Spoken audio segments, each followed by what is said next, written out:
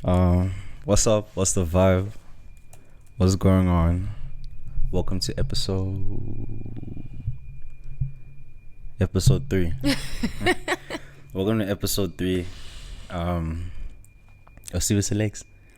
Yes. Welcome SPX. How are you? I am so happy to be here. I'm good. How are you? I'm good. I'm just gonna go ahead and take these off. Let's get into it. Like, I feel like as a grown human being, it's embarrassing to sweat. No, In all it's honesty. normal. Like, it's embarrassing. No, it's not. It's normal. Trust me. But anyways, super excited to have you. I think this is our 4th interview in life. 3rd. Yeah, it's possible. Yeah. It's the 3rd. We've done a lot. We've had a lot of conversation. We've had a lot of conversation. Yeah. We've actually had quite a bit of conversation. And I like getting to this point because it's like, man, I'm growing with them. Yeah, right? Yeah. It's beautiful. Like, I'm still around. I'm not like, we didn't do one interview and I disappeared from like music, and so it's really beautiful to every step that you go, I'm right behind you. In front of me. Yeah. In front of me. I need my YouTube to hit 11K views as well. I also need those. Oh no, it's always gonna happen. Like, you gotta believe. Man, there's been a lot of life that's happened since we last spoke. And I realize we've spoken so much, but I feel like I actually don't know you. You don't know me. Yeah. Like, I don't know the essence of you. The core. As a human being. Like, this is a Right. more intimate setting, I get to really chop it up with others. Yeah. So, start off lightly. Okay. How have you been? I've been good. I've been well. Since we last spoke? I've been well. When was the last time that we It spoke? was earlier in the year on IG. Man. Like January. Was it this year? It was this year. It was this year. Yeah. January. Yeah. Oh, I've been much better since then. Yeah. I'm in a much, much better place. Much, much better place. How so? It's been a trying time, and not just music wise. I think just in general, I've been through a couple things over the last couple months, but I chose myself when it came to those situations, and because I was able to choose myself and just choose my well-being and prioritize that, I'm in a much better space, like mentally. I think. Yeah. I think for me, like, even if I go through shit, I will never. Oh, can I swear?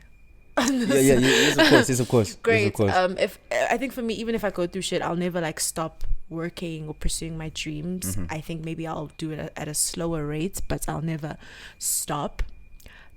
But now I'm just in a much better place mentally, that I'm able to not only prioritize work and my dreams, but also just myself.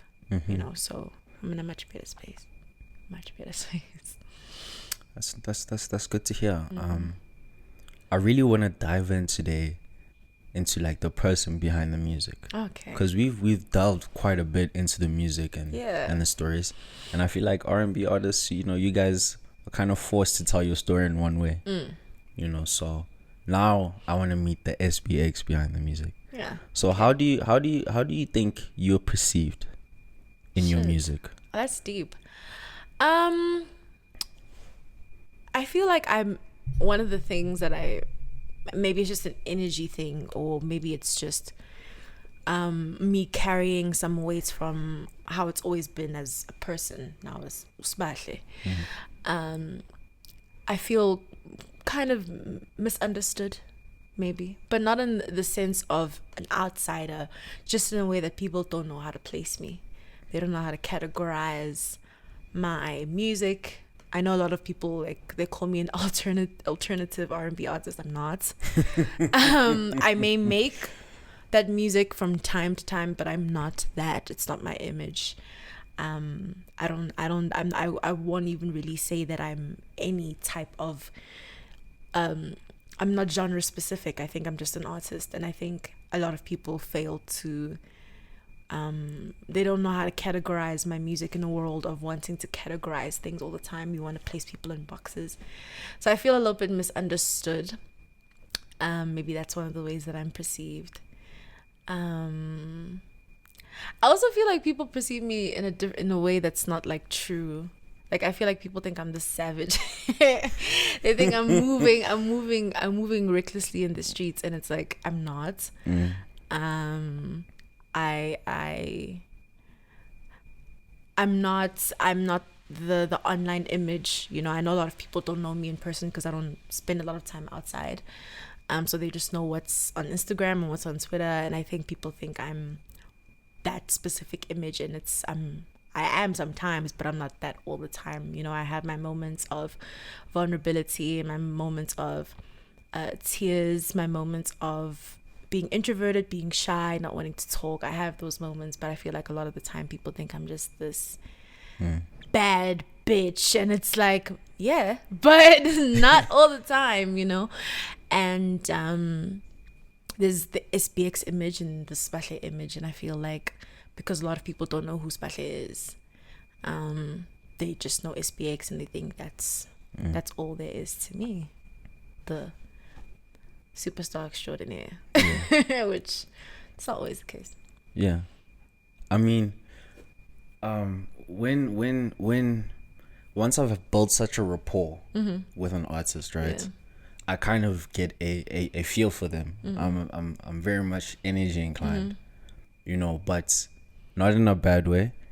But I've never been able to quite place you.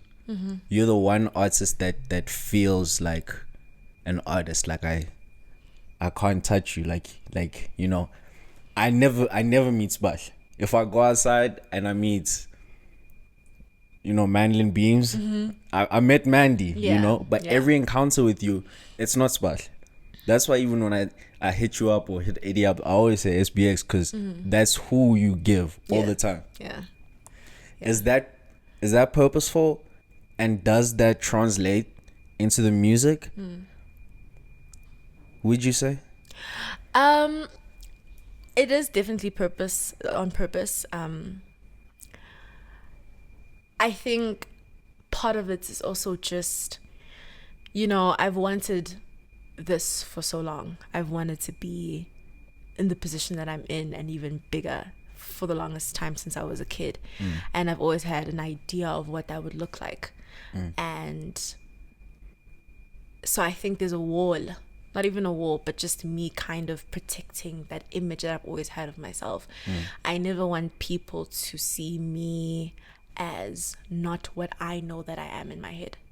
So even though you're saying, oh, she feels kind of unattainable, I'm like, good. Because I want people to feel like, oh, she's a star, you know. I don't want people to ever feel like, yeah, okay, whatever, because I've wanted to be perceived like that for the longest time. But I also know inside I'm human, and a lot of people that work closely with me get to see that human side of me. And I think it's just a time thing, you know.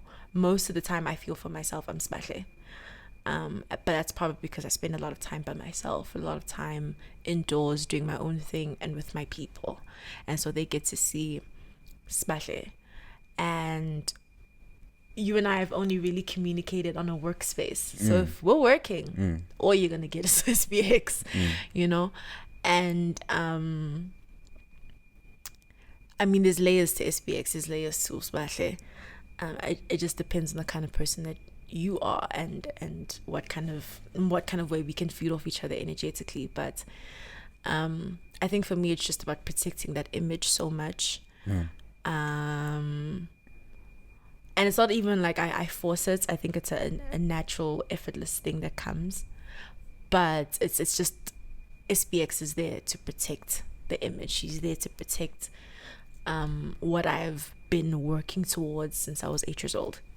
So yeah, I'm so sorry if y'all feel like I'm unattainable. I promise I'm perhaps unattainable was the wrong word. Yeah, but like, you know what I mean? So far there's like a distance, you know, like you're not gonna get like the like, I'm not gonna get a joke off with you. Like, oh no, that's the, you know, it's crazy. The craziest thing is that I'm the funniest person you'll ever meet. You can ask Eddie.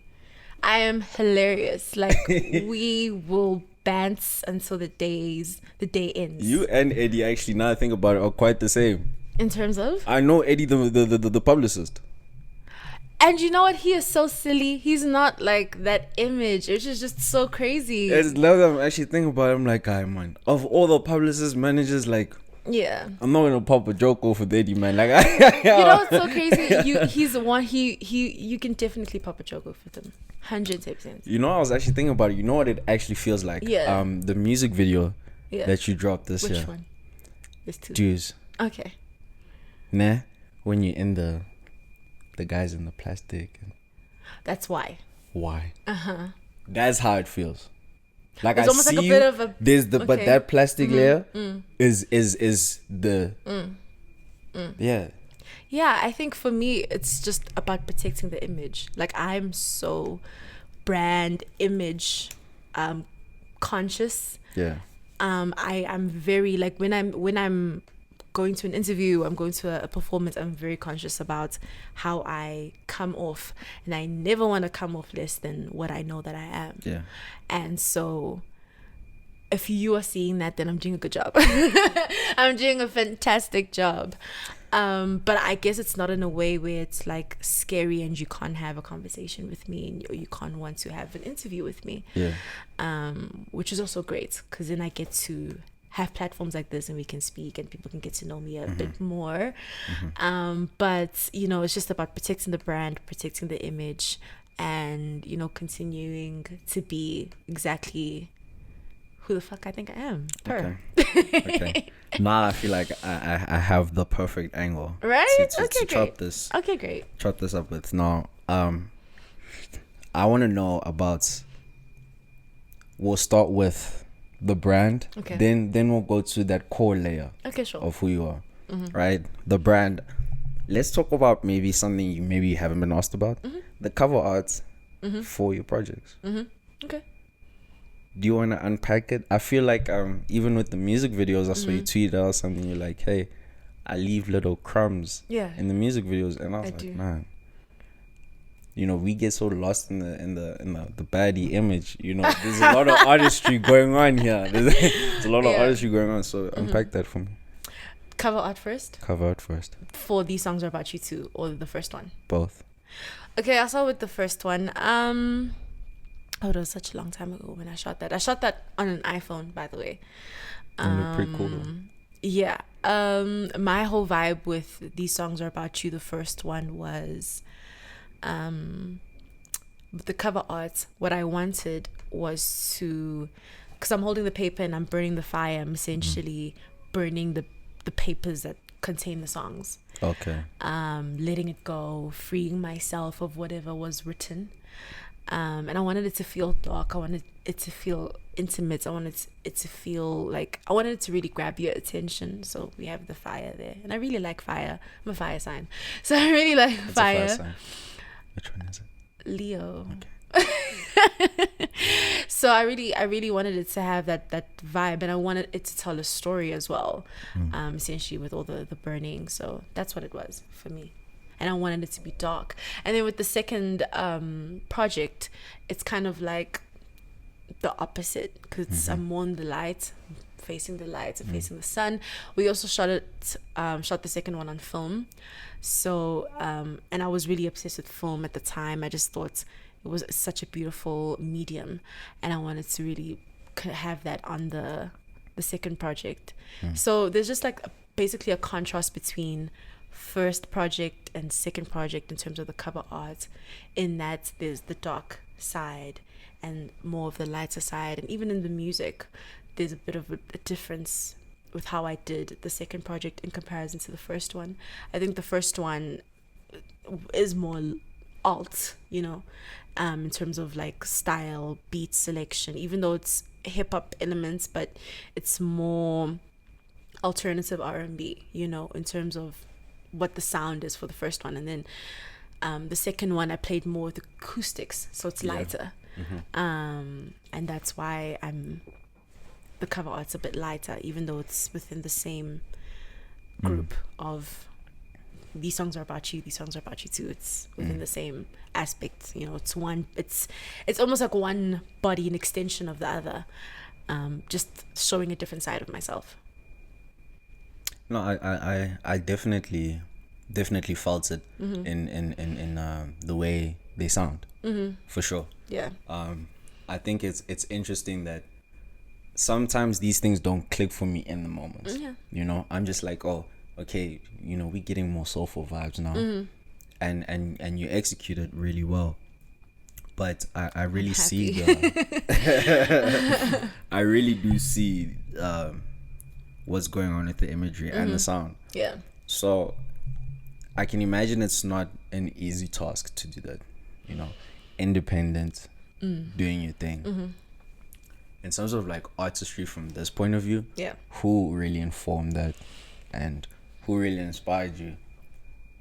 In terms of the first project or the second project? Just as an overall with how you approach the artistry. Yeah, you know, so I'm really inspired by, well, there's a lot of artists, and for different reasons. I think with the first project, I was really inspired by Kanye West. I was really inspired by Drake, especially songwriting wise. When Drake taps into his R&B, you know, there's some really beautiful gems that come out of there. And obviously Jhené Aiko. Of course. I was really listening and tapping into their music and how they navigate through, especially writing. And then with the second project, you know, at the time of me writing the second project, and even it's about to drop, Summer Walker had dropped her Still Over It, and so I listened to it a lot. And in fact, I listened to Still Over It. It's gonna. Oh, it's gonna pick up. Yeah, you know, we live in a ghetto country now. But yeah, the generator should kick in. Dope. Cool.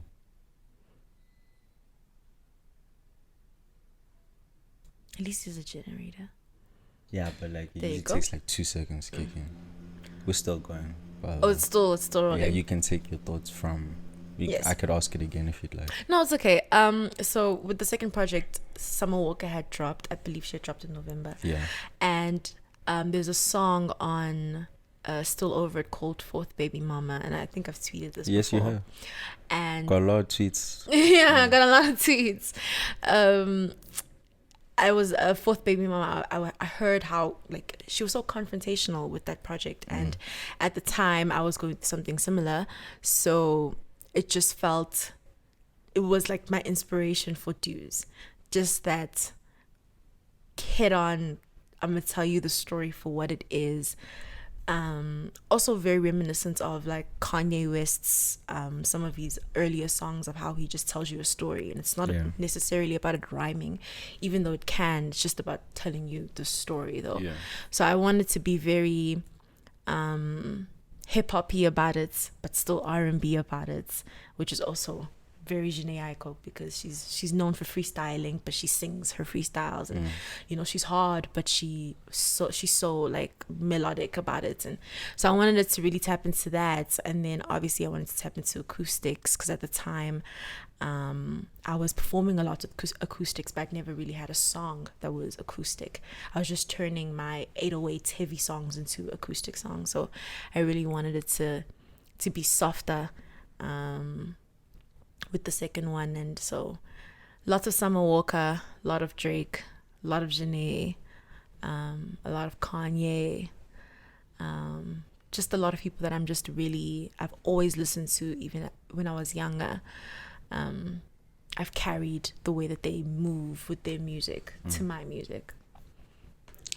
And as someone that is so conscious about their brand, I do find it interesting that your lyrics are deeply personal. You know, that's kind of like the duality of SBX that kind of gets me sometimes, because I'm like, man, like if there's ever an artist that says I leave it on the track, it's you. Yeah. Do you feel like perhaps that is the biggest push behind the misconception of you? In terms of what? Because I feel like if people listen to my songs, they would understand that I'm vulnerable. I'm soft, I'm a lover girl, because that's what my songs are about. Most of them are about breakups, you know, or love, and they're along those lines. So I feel like if people are really trying to just give me an image based off of the songs, I feel like I would appear a lot softer, you know. Maybe a little bit reachable, as you said.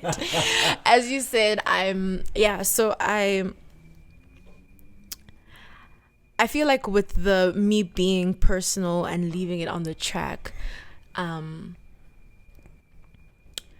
it's almost like a cheat code.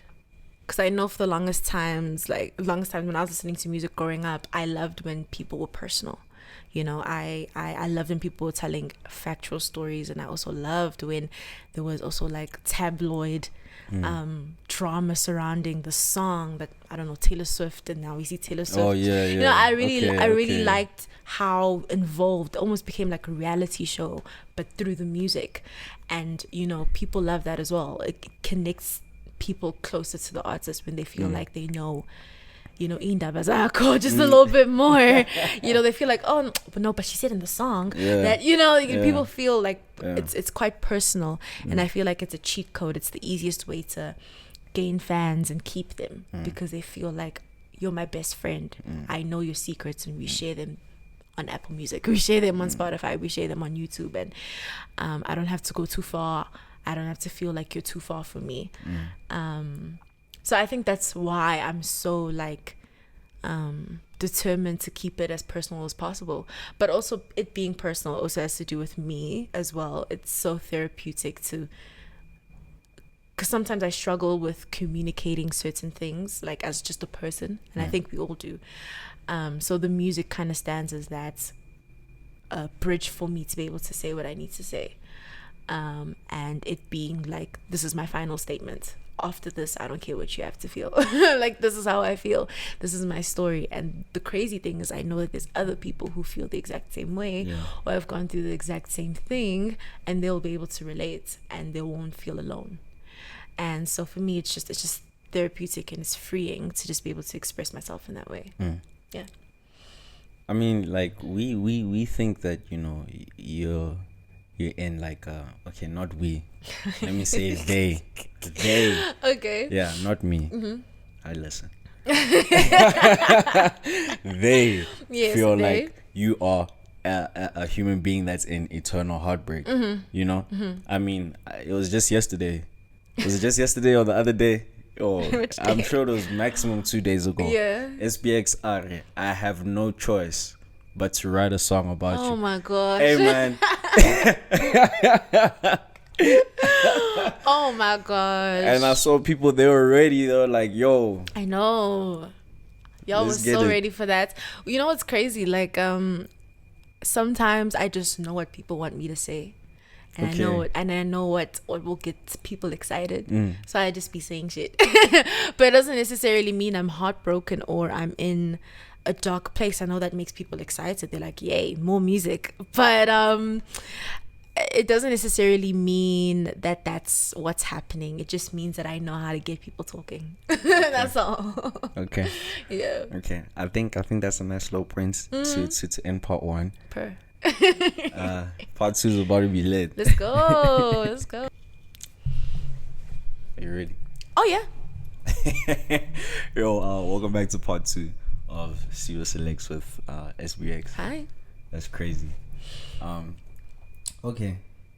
You left us on a bit of a, I don't know if bombshell is quite the correct word now. Oh, okay. But you know, I don't know if bombshell is quite the correct word. But you said you know how to get people talking, get people going. Yeah. And you know, there's a real human being behind the person that's writing the songs. Oh yeah. So I want to know about the real life repercussions. Okay. Of what you say. What song? Okay. Yeah, because you said that, you know what, like, it's personal. Yeah. It's therapeutic. Yeah. You know, we listen to why. We listen to dudes. We know what the vibe is. You don't hold back. No, I do not. But there are real world implications for the things you say. Yeah. How do you deal with that? The real life that happens post song. I could imagine if I was some poor guy and there's a hit about me with like, you know. Yeah. But there's real life, real people. It's actually your story. Yeah. And that's crazy. I mean, I think I don't do it. Some people are sensitive, but I don't do it to be petty. You know, yeah. I don't do it to get back. I mean, it's a great get back because I'm getting money off of the shit that you did. So kiss my ass for that. It would be a great revenge plot, but it's not. That's not my intention, and I think that's why it's received so well. It's not about naming names or being savage or trying to get back at someone. You know, it's just me telling my story. It's just me healing myself and being, you know, open and honest about my journey and being open and honest about the fact that my life is not perfect, and my relationships that I've had with people in the past or recently or whatever are not perfect, and that's okay, because we all go through that. It's just some of us are not super open about it, you know, but we go through it with our close friends or our families, or we tweet about it and then run away. But I've taken the extra step and I've made it public. Anyone can hear, you know, the stuff that I've been through wherever you are in the world, because it's available.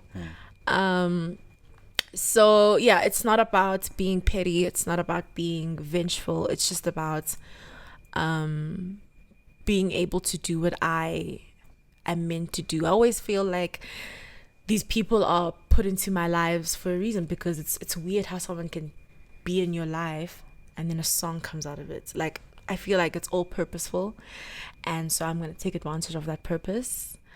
But yeah, I don't name names, so most people don't even know like that a certain song is about them, and if they do, eat it up, man. Eat it up, nigga. Eat that shit up. And when you turn on MTV Base, eat it up even more. Yo. I'm laughing at you going, damn. No, but bits. Yeah. You know, I have this rule in my life, right? If it's an artist, I will never date an artist. Oh my gosh. You know what I mean? Anyone it's like never an R&B artist. Then never anyone in my industry. Right? Oh, come on, not that bad. Never anyone in my industry. You don't want a song written about you? No, I'm okay. No, but that's nice. Like, you know, songs live forever. People will be listening to this thing 30 years from now. And even if you're gone in 30 years, your story lives, even if it's savage. Even if it sounds like dudes. Aw. You know what? Nah, I thought maybe in recent times, I'm like, you know what, bro? I like music. Yeah.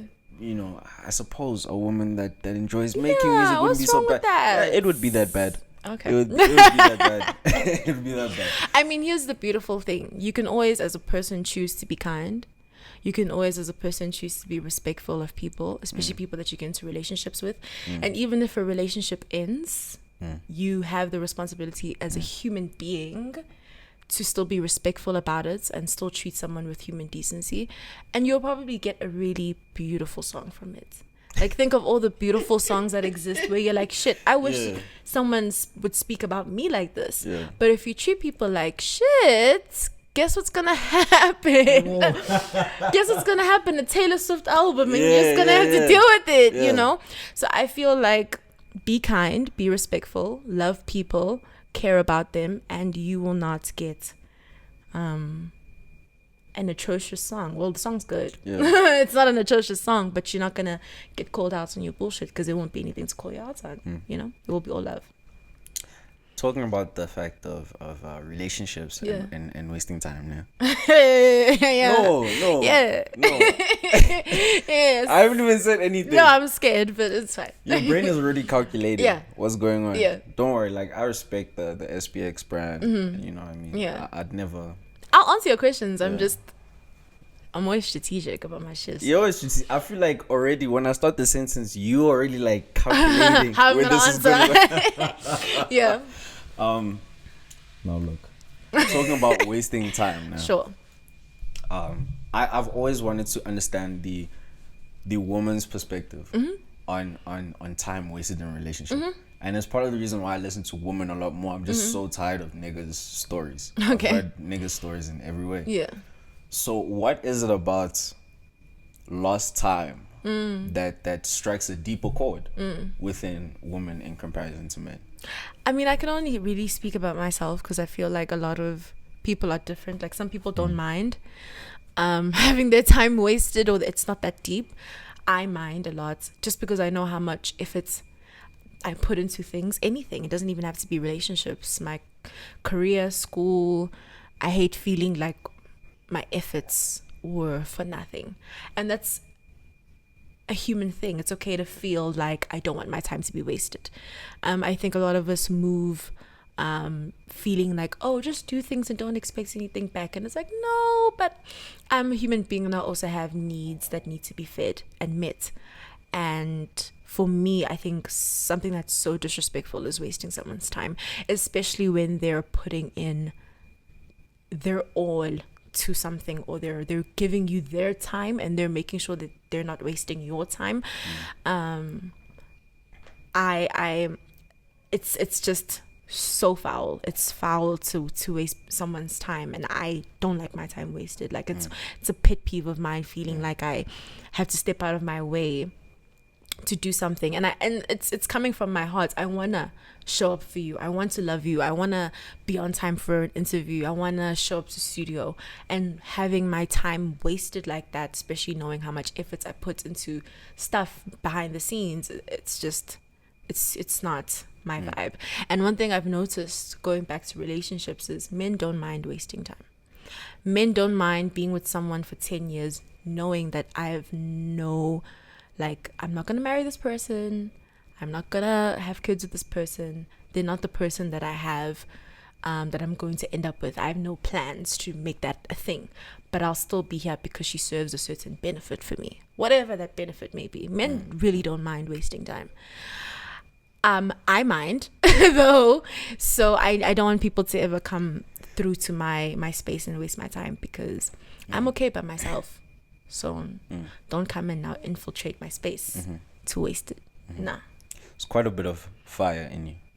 Yes, of course, I'm a fire sign. Quite a bit of fire. Yeah. Quite a bit of fire in you. That if you're just someone that just listens to your music, it's not something you actually quite pick up. That's why I love like in-person ones, because I get to as a person, as 8-year-old SBX. Yes. Did you have to fight a lot for what you wanted? Because you seem like someone that wants to excel in everything. You know? Yeah. It's not like necessarily that I had to fight for everything that I wanted. I think anyone who knows me personally, friends, or if you've known me for like a couple years and we've had enough interactions, the main pickup about me will be I'm a go-getter. You know, if I want to get something, I'm gonna get it. You know, I've just always been that person that I don't mind being assertive and getting what I want and doing it well.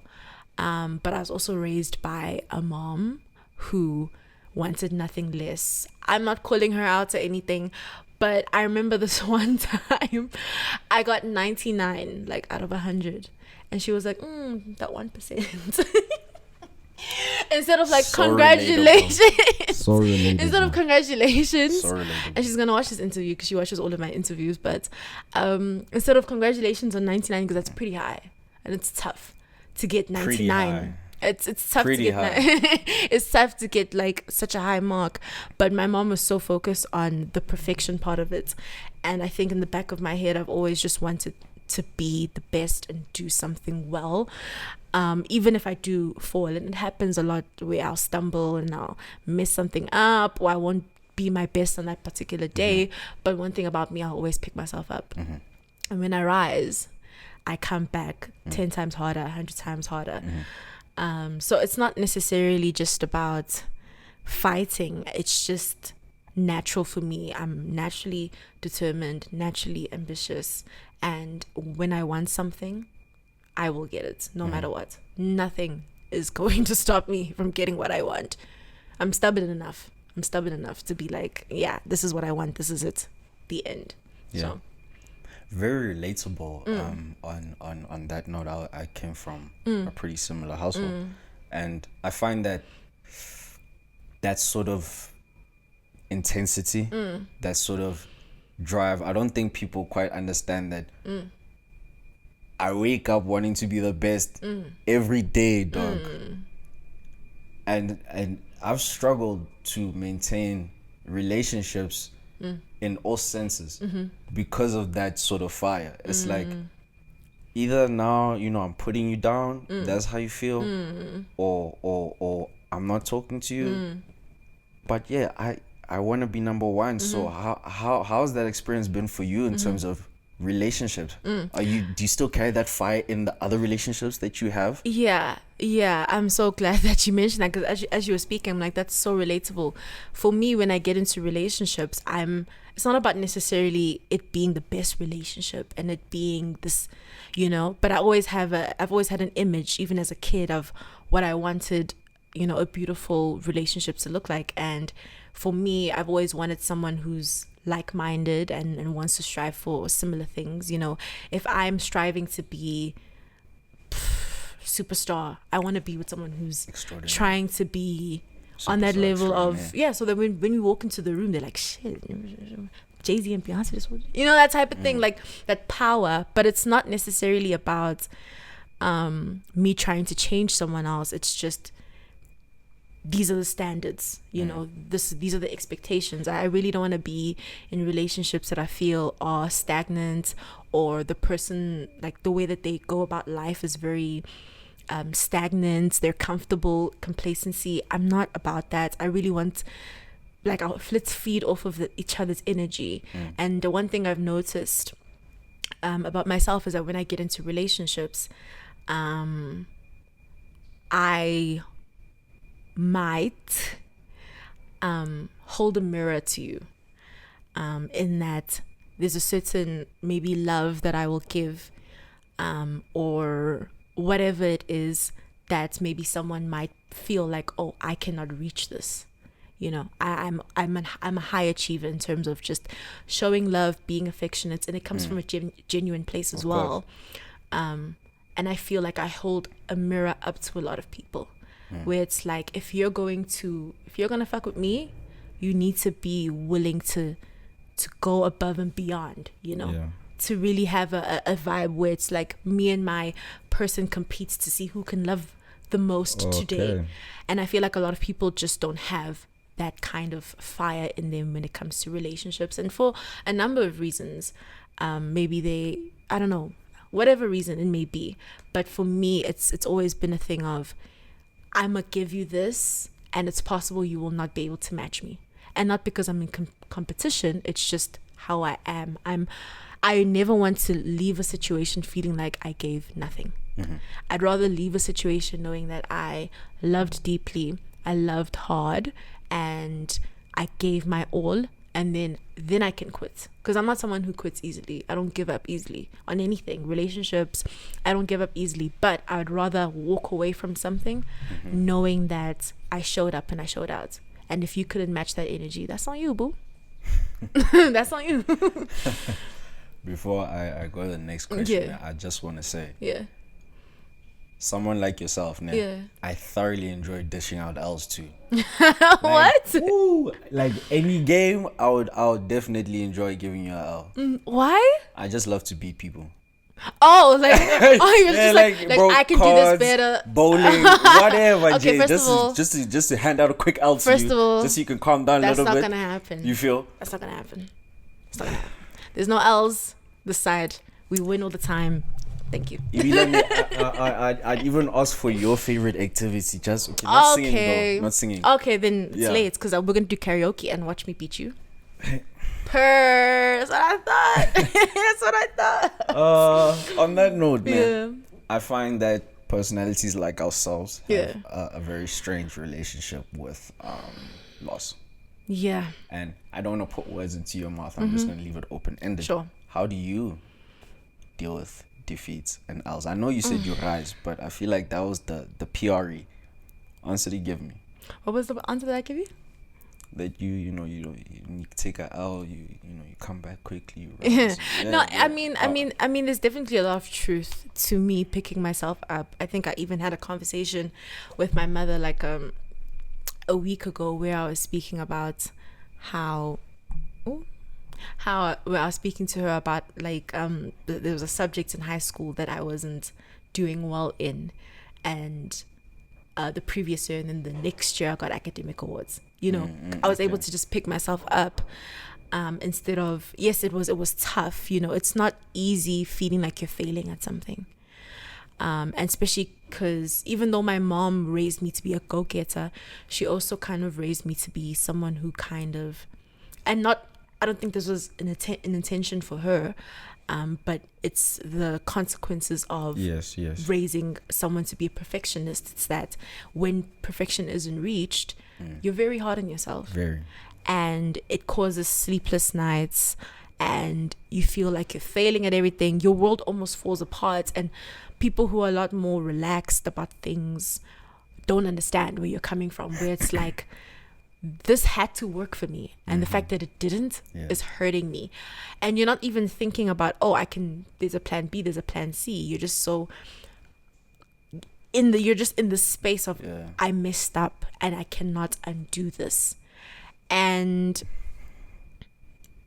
I think that's why some of the times I'll find myself in a situation that I should not be in, whatever situation it may be, longer than I have to be, because I don't want to fail.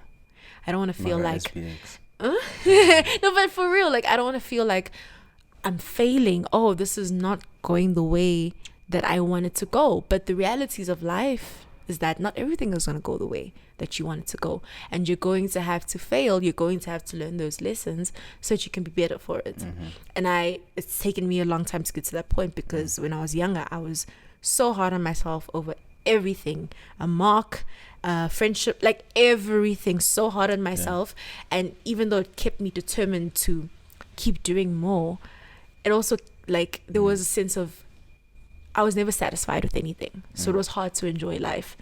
But I think and maybe this is post-pandemic shit as well, because the pandemic forced us to slow down a lot. Very stressful period for characters like us. And we had to there was a lot of isolation. It forced me to just be like, yo, chill, and so for me, I've rather chosen to give your all to something, move with good intention at all times, move with heart at all times, and then let everything just come together as it's meant to. You can't force everything, but I know that I can walk away from anything knowing that I gave my best intentions. And I find this spirit is, we work in a creative field. I'm not dissing creatives. Let me just preface that and say I'm not dissing creatives. But I find in a lot of creative people, this competitive fire is not something they carry. Very laissez-faire.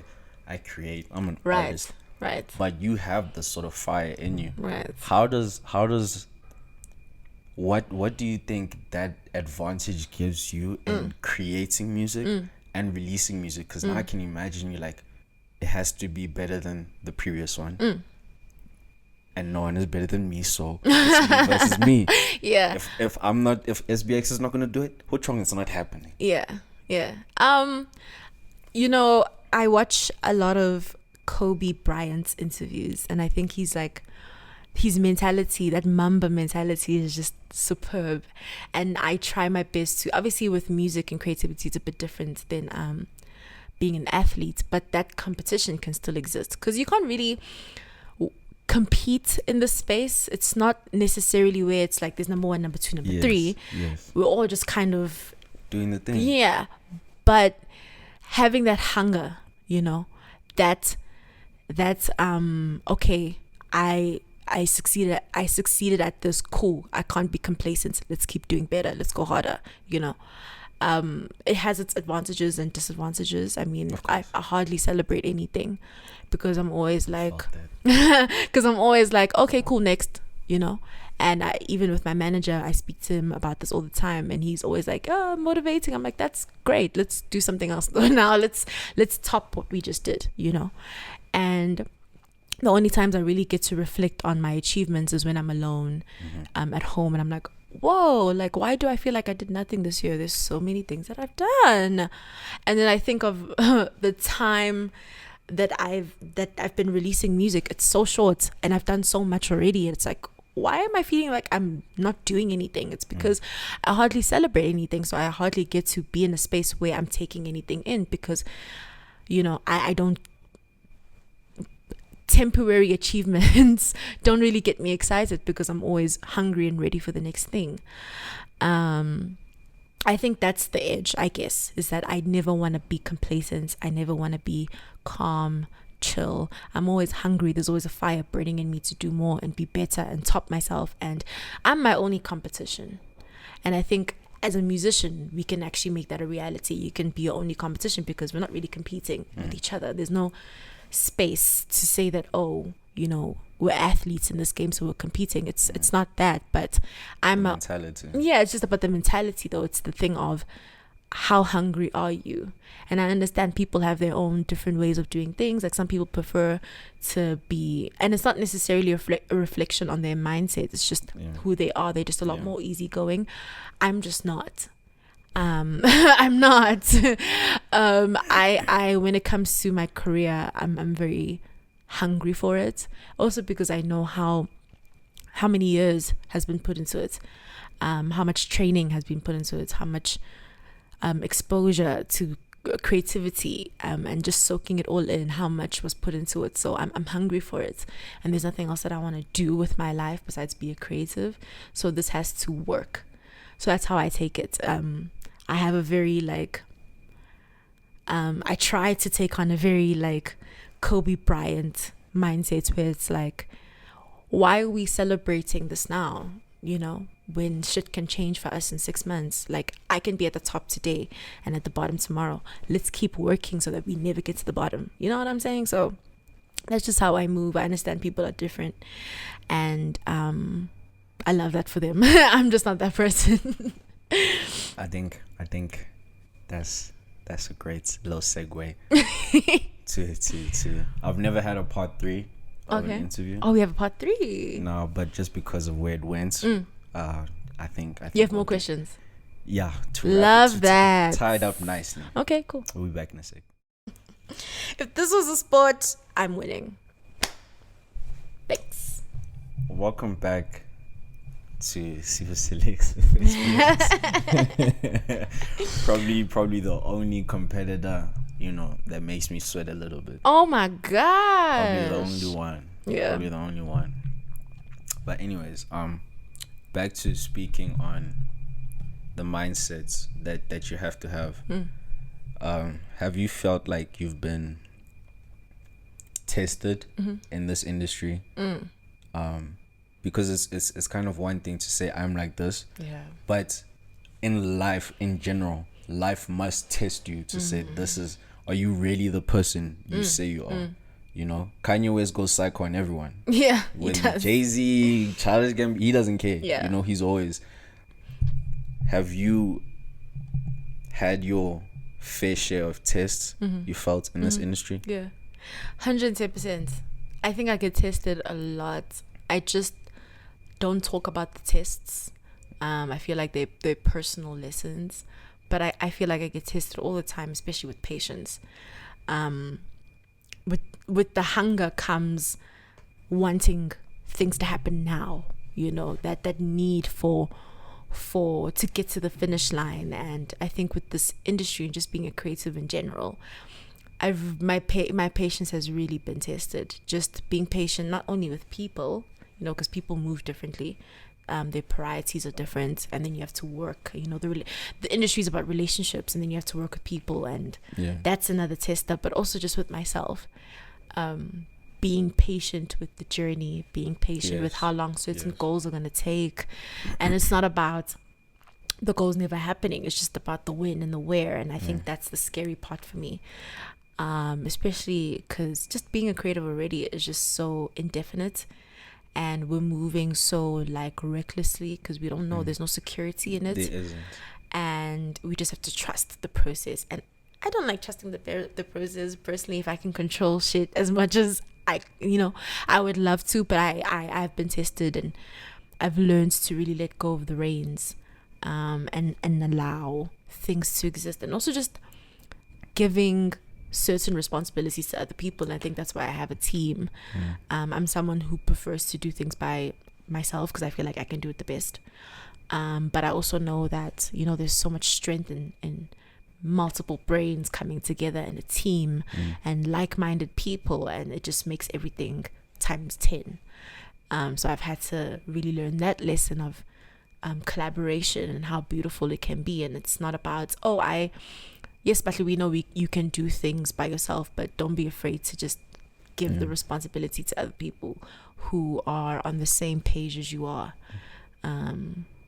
So yeah, it's difficult, but it is what it is. Kobe didn't like to pass the ball either. No, he did not. Because it's like, why should I when I can score myself? He can do it himself, but he also had to learn that he's in a team. To trust the team. Yeah, he's in a team, and everyone wants to feel like they're contributing. Everyone wants to feel like they're playing a part. It's not just a one-man show. And as much as I feel like I can do everything, I can't. I can't do everything, and I can't do everything all the time. Yes. And I have to be okay with taking the back seat and then just playing my part as an artist, instead of trying to be a manager and then be a this and that. It's like chill, like be okay with just chilling, Something I've had to come to terms with is celebrating small achievements. Not a big fan of it either. Hate it. Not that I hate it per se. It's just not something that I will put first. I will not prioritize it. Not because I'm not appreciative of the things that I've done or the blessings that God has given me. I am 110%. But it's just that thing of me feeling like I can always do more, and so I'm gonna go do more. And the sad part is, even when I do more, I'm still not celebrating that, because I want to move on to more of the more. But it's important to celebrate those small wins, because they keep you, like, it's a good indicator of how far you've come, instead of you getting stuck in where you still have to go. I'm gonna ask you probably the most challenging question. Okay. Challenging in the sense that it's only challenging for you. I don't think it's a challenging question for people in general. Okay. Please break it down for us. Okay, yeah. Please. I'm like the Oprah music man. Please. Tell us about the small wins you've accomplished from like Libra's interlude to now. Let's have your highlight reel. I think that is a challenging question for you. It is, because I have to think. It's crazy. Like, some things I forget about, and then when I'm by myself, I only then it clicks in. So I might name stuff and then forget something else. But I think for me, just having my music noticed has been quite the achievement. Whether it's on a massive scale or on the scale that it's at now, it's crazy, having people tell me that they like my music and it's good, because I'm very hard on myself. I don't even, and I tell everyone this is not a secret, I don't listen to my own music, and it's not because I don't think it's good. I know it's good in my heart. I know it's good. It's just, it's like watching a game, like after you played and watching the game, be like, I should have done this, and it's like, I can't change whatever's out there. Once I put it out, it's no longer mine. It becomes everyone else's story. It becomes everyone else's heartbreak or whatever.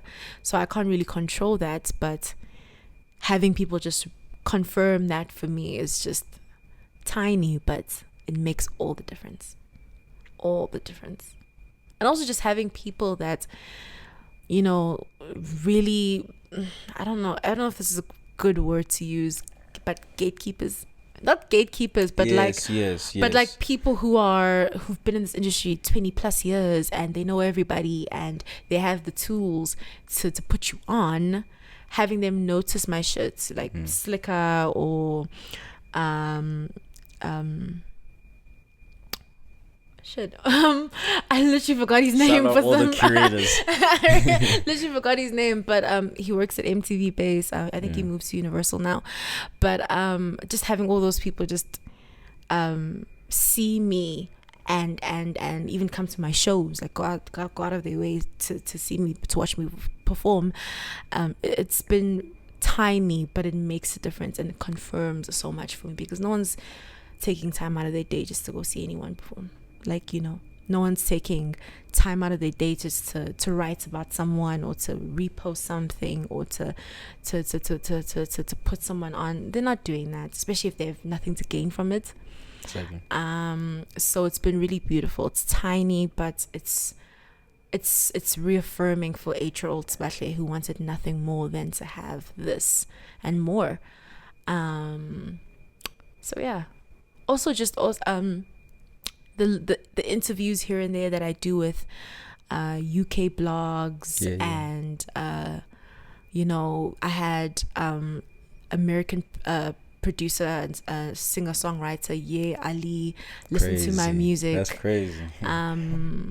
You know, he knows who I am. I've spoken to him on he knows who I am, and he's written for amazing artists that I look up to, and he's been in those rooms, and you know, he's had those conversations. He has his Grammy nomination. Like, it's just beautiful to have those people really see you, and you know, it means something. It means that I'm doing the right thing. I'm in the right place. And so yeah, that's a great way to summarize it without like breaking it down. My final question. Yes. Are you happy to leave? No, I'm not. Oh my god, bro. I'm not at all. Like, if we could like extend this, I would. My final question to you is, if I'm SBX in 5 years, okay.